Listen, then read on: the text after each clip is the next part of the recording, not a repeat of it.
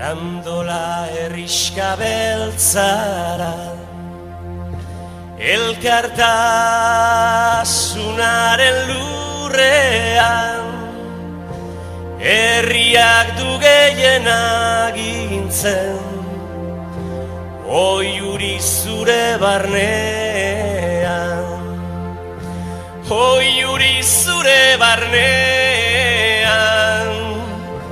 herriak du gehien agintzen,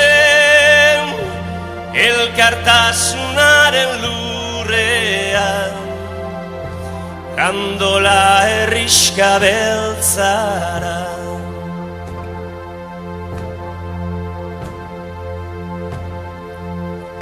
Berdintasun aurpegietan, lagun bat bazter bakoitzean, Grandola herrixka beltzara, elkartasunaren lurrean, elkartasunaren lurrean, Grandola herrixka beltzara, berdintasun aurpegietan, herri bat da zure barnean.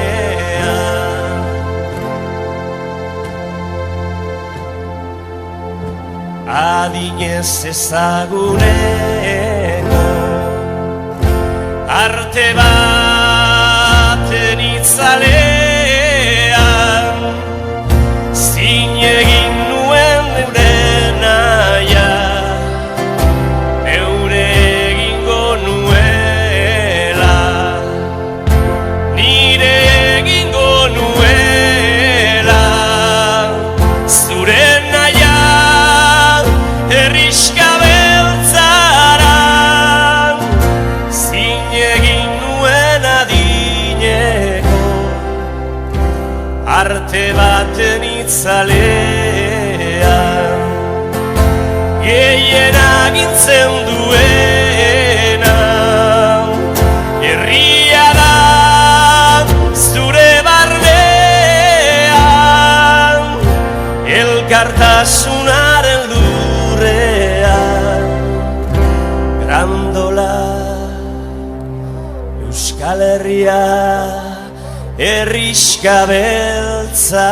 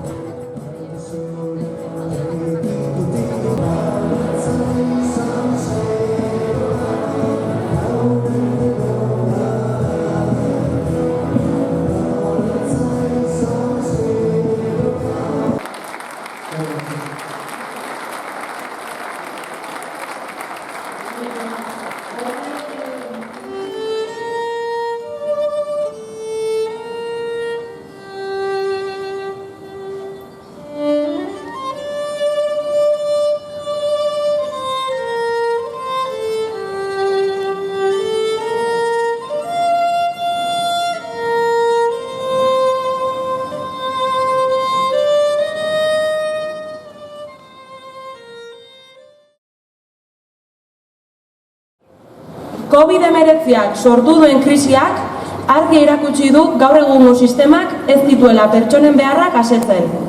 Gutxi batzuen poltsikoak betetzea du helburu, gehiengo baten osasuna gaixotuz, ongizatea ahulduz eta lan baldintzak prekarizatuz. Honen aurrean argi esan nahi dugu, ez gaudela horrelakorik onartzeko prest. El sistema no nos cuida. Unimos, lograremos que lo haga. Pandemiak sortu duen krisialdi honetara, jendarte bezala oso ahul iritsi gara. Zerbitzuak privatizatuta, murrizketak nonahi, eta prekarietatea etxe guztietara zabalduta. Konturatu gara zaintzak zein beharrezkoak diren, bai ordaindutakoak zein dohainik egiten direnak. Eta beraz, pertsona guztien oinarrizko beharrak asetuta egon daitezen, ezinbestekoak direla baliabide humano zein material gehiago. Bertatik bertara dugu adibide lazgarrietako bat. Manifestazio honen aurretik bisitatu dugun Jurramendi zahar-egoitza. Denbora luzez instituzioek izan duten arduragabekeriak bere ondorio lazgarrienak utzi ditu krisialdi honetan.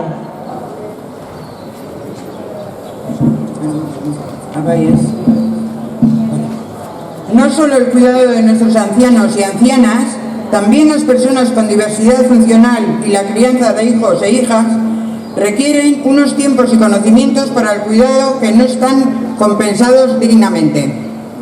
En el ámbito laboral, las condiciones son muy precarias para todas, y decimos todas porque la mayoría somos mujeres, especialmente precarizadas. Las trabajadoras de hogar, son racismo, internas, caja de resistencia, migrantes en su mayoría, etcétera, etcétera. La conciliación laboral para hombres y mujeres es ineludible.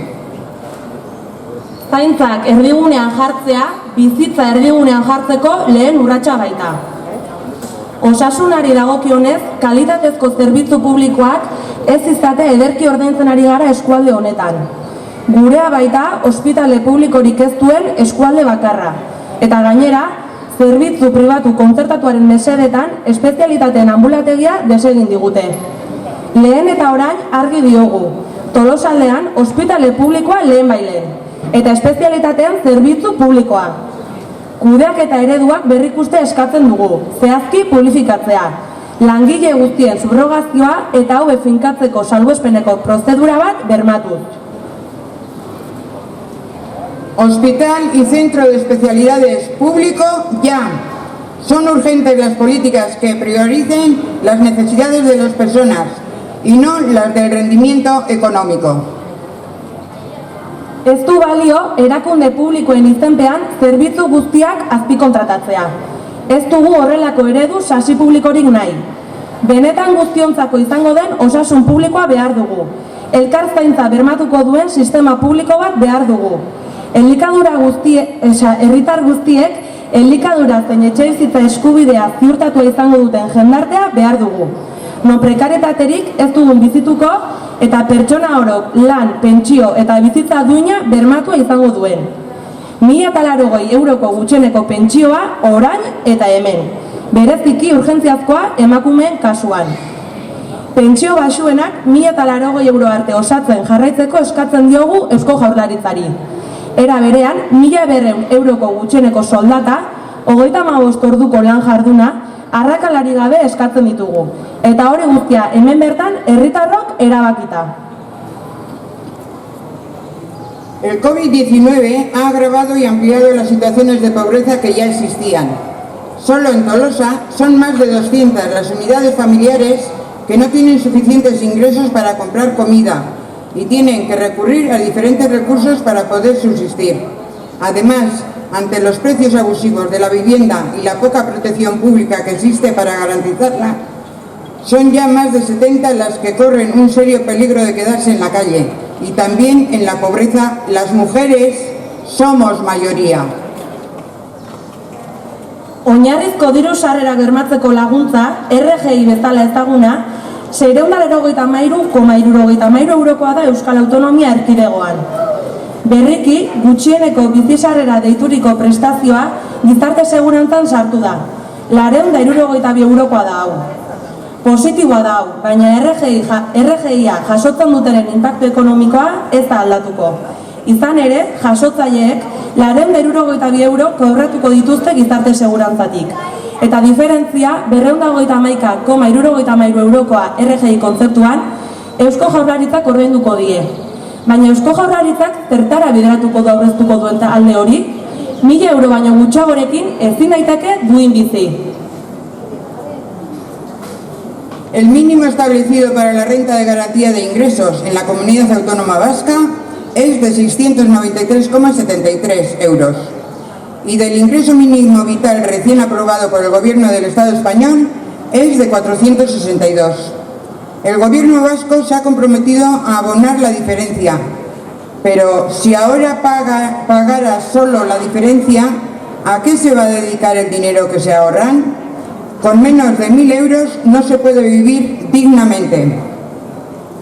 Ez dugu murrizketarik onartuko, ez oinarrizko diru sarrerak bermatzeko prestazioetan, ez politika sozialetan, osasun publikoan, berdintasun politiketan, ez hezkuntzan, ezta kulturan ere. No vamos a aceptar recortes en las prestaciones para garantizar los ingresos básicos, políticas sociales, sanidad pública, políticas de igualdad, educación, cultura, vivienda, energía, etc. Ez dago dirurik diote batzuek, eta hozten diogu guk, hori gezurra da. 2008ko krisi ekonomikoan nork ordaindu zituen bankuei egindako milioi askotako erreskateak? Ez dugu ahazten eta ez dugu berriro gertatzerik onartuko. Ez da posible galerak sozializatzea eta irabaziak privatizatzea. No aceptamos que la crisis de ahora caiga también sobre las espaldas de la mayoría social de las personas trabajadoras, que la paguen los ricos que se han enriquecido con estos años aprovechando la crisis. Para ello, es imprescindible modificar el sistema fiscal y repartir la riqueza de forma equitativa. Para hacer frente a la crisis y reforzar los servicios públicos, la financiación debe canalizarse a través de impuestos progresivos sobre la riqueza y los beneficios. Gure bizitzek beren onurek baino gehiago balio dutelako. Lehen ere borrokan geunden, baina orain arrazoiak pilatu zaizkigu borrokan jarraitu eta kaleak hartzeko. Zaintzak erdigunean jarriko dituen sistema publiko indartsu bat da bide bakarra. Elkarrekin lortuko dugu. Balkoietako txaloetatik kaleko borrokara igarotzeko garaia da. Zerbitzu publikoen defentsan elkarrekin. Publikoa da bide bakarra.